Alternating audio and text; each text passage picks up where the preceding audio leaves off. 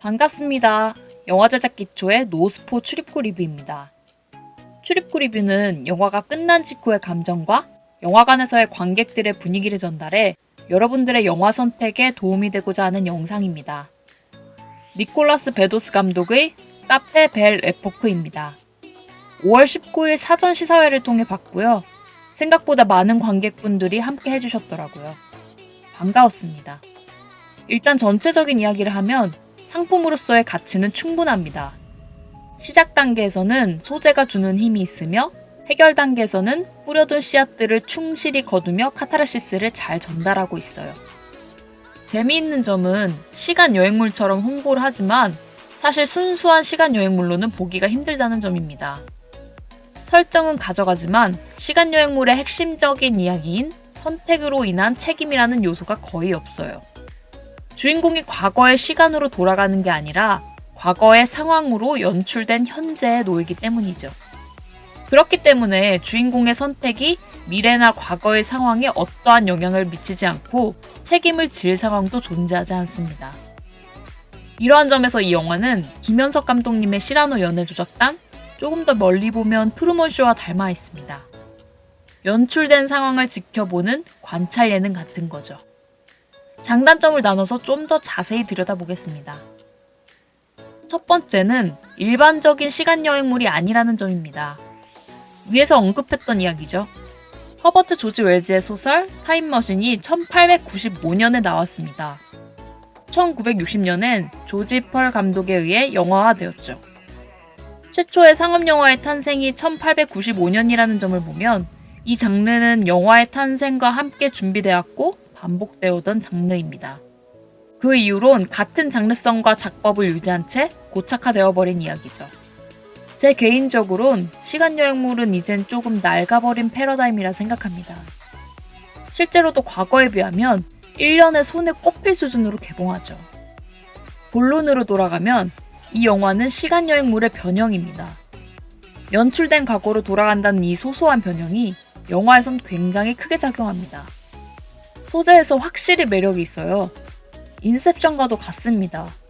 인셉션도 꿈 무의식으로 들어가는 설정이지만 그 무의식 중 일부는 과거의 아내와의 기억이고 미래의 사이토를 만나는 시간 여행물의 장르적인 변형이죠.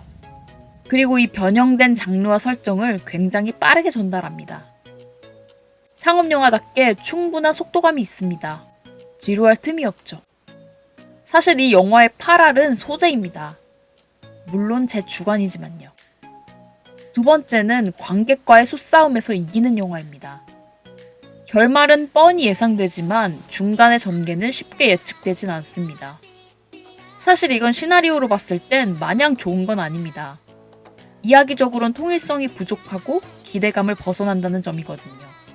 하지만 누군가에겐 이거 뭐야? 이게 이렇게 가?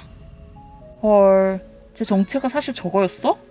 와 같은 상황을 유발하기도 합니다. 전체적인 맥은 아쉽지만 순간적인 재치는 있는 영화인 거죠. 세 번째, 웃음의 질과 양이 좋습니다. 물론 프랑스답게 조금 과감해요. 화장실 유머를 우아하게 하고 있죠. 웃음이야말로 가장 개인적인 요소지만 영화관의 분위기를 봤을 땐 타율이 좋았습니다. 코믹의 양은 한국 오락 영화와 유사합니다. 진중한 영화를 좋아하시는 분에겐 조금 많을 수도 있겠지만 보편적인 관객들에겐 허용되는 정도라 생각되네요. 네 번째, 좋은 마무리. 성장과 변화. 좋은 드라마의 핵심적인 요소죠. 주인공의 성장과 변화가 있습니다. 물론 그 과정이 입체적이고 눈에 확실히 띄지는 않지만 감정적으로는 이해할 수 있는 수준까지는 올려뒀어요. 그리고 앞부분에 뿌려둔 정보를 착실하게 회수합니다. 비슷한 장면이 반복되지만 조각된 정보들이 재조립되며 순간의 재미를 만들어내죠.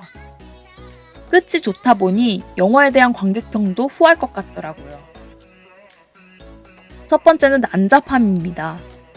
특히 초반 부분은 속도감을 강조하다 보니 정보들이 관객들에게 깔끔하게 들어오지 않습니다. 플래시백, 프레시프론트, 다양한 인물들의 교차 편집, 시간을 건너뛰며 너무 압축을 하다 보니 정신이 없어요.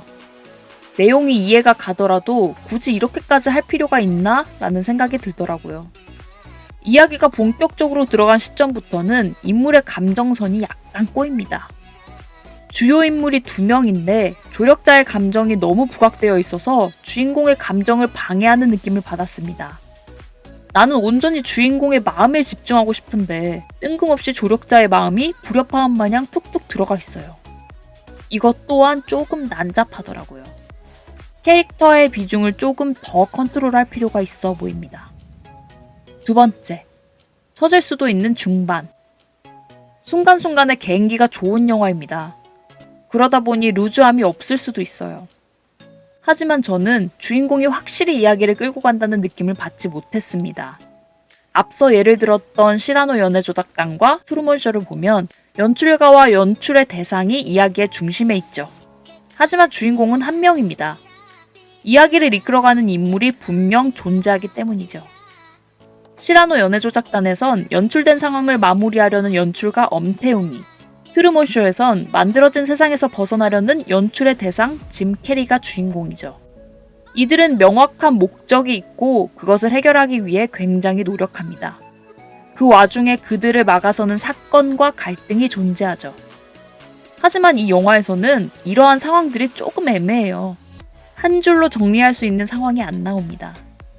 좋게 말하면 열어둔 영화지만 영화 초반부부터 명백한 상업성을 띈 영화라고 생각한다면 조금 더 직접적이고 단순 명료하게 갔어도 될 거라는 생각이 들더라고요. 초반과 해결이 괜찮아서 중반부가 더욱 아쉬웠습니다. 웃음은 나는데 본질적인 재미가 떨어지더라고요. 전체적인 영화관의 분위기는 좋았습니다. 기분 좋게 영화가 마무리되어서 그런지 관을 떠나시는 관객분들의 얼굴에도 기분 좋은 미소가 가득했습니다. 영화 제작 기초의 노스포 출입구 리뷰는 여기까지입니다.